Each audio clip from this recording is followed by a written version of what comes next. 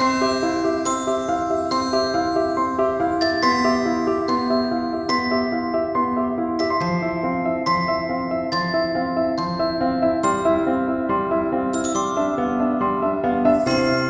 everyone, Christina here. Welcome to day 20 of the holiday card series for 2016. I'm super excited about the stamp set I'm using in today's video because it is a stamp set from Lawn Fawn and Simon Says Stamp from Stamptember a couple years ago.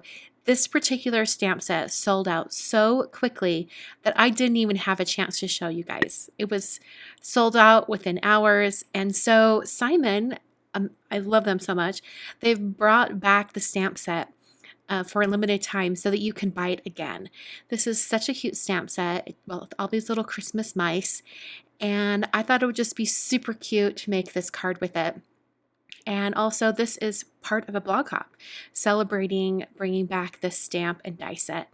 So the first thing I've done is I've die cut a circle using the Simon Says Stamp nested circle dies out of some Nina Solar white cardstock. This white cardstock was cut to 4 1/4 by 5 1/2. And then I traced that circle onto some Arches watercolor paper.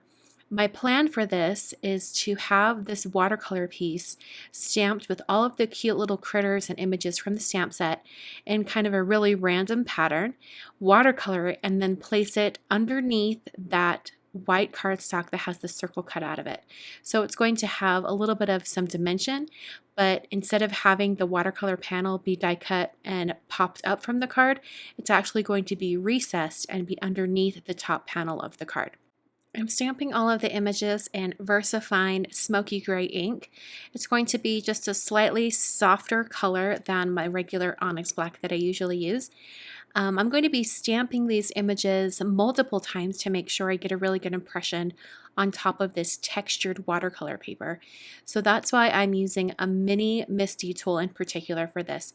You could use any stamp positioning tool, but I just find that the Misty is super easy to use.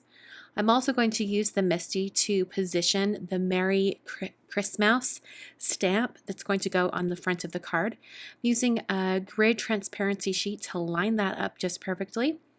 And then I can remove it from the stamp after I have it on the door of the Misty tool. I'm going to use that same ink color, the Smoky Gray, for this portion of the stamping as well.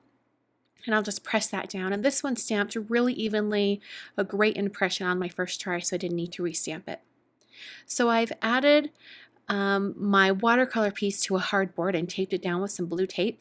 And I'm going to be using Mijello Mission Gold watercolors to paint in this entire pattern. So I started out by painting in a nice red color on this one stocking, and after I started painting I realized I forgot to erase all of my pencil lines. So I went ahead and erased everywhere I could. I couldn't go over that red stocking, but I did erase pencil everywhere else. And then I was able to start painting again. So I'm going to speed up the video process and turn on to music, and I'll catch you when the painting is finished.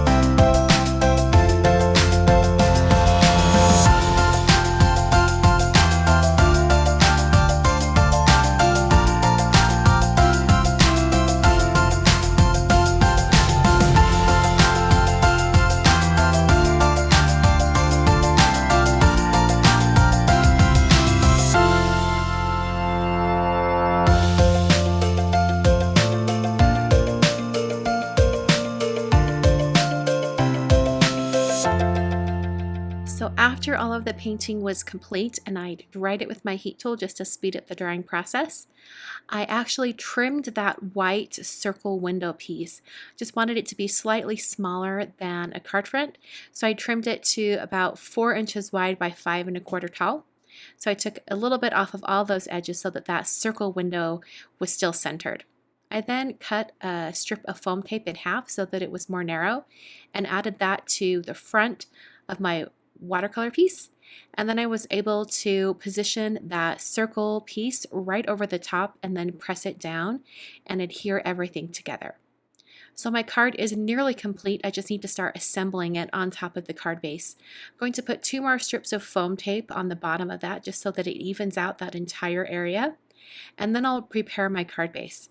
My card base is made out of some Nino Solar white cardstock, and this time it's the 110-pound version. And I scored that at 5 1/2 to create a top folding card, and then added some adhesive on the back of the watercolor piece so that everything that was touching the card base would have adhesive and would adhere down to the card base. So that is the card for today. Hope you guys enjoyed. Please head over to my blog for the blog hop. There is a gift card giveaway if you'd like to participate with that. And I will see you guys on Wednesday for day 21 of the holiday card series. Thanks for watching.